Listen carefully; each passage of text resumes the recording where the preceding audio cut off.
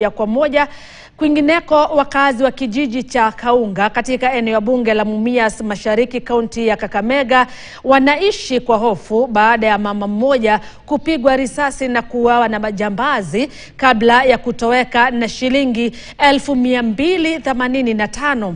Kulingana na familia yake, marehemu Roselinda Akinyi, mwalimu katika shule ya sekondari ya Nderema, aliondoka nyumbani saa 8 kwenda benki mjini Mumias kutoa pesa za kuendeleza biashara yake ya M-Pesa kabla ya kupigwa risasi na majambazi waliotoweka na pesa hizo.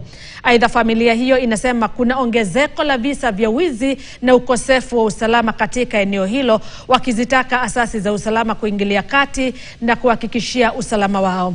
Kulingana na Ali Wawire, mumewe marehemu, alikumbana na tukio sawia mwaka jana baada ya kupigwa na majambazi. Withdraw pesa yake.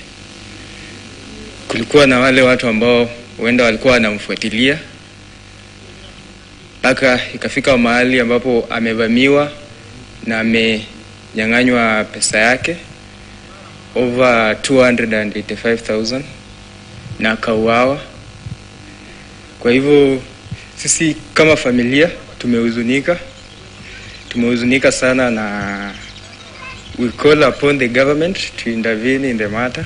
Mimi kama mwana Kenya nilijua ya kwamba tangu nikikuwa mdogo risasi ni ya mwanaume.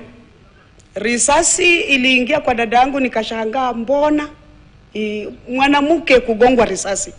Halikuwa jambo la kuchukulia rahisi, lilikuwa ni jambo la kutatanisha, na sisi kama jamii bado tunamshangao. Wachunguze mambo haya kwa haraka, kwa sababu a woman is life, na mwanamke kama ni uzima hangeuawa, wangechukua tu hizo fedha na waende.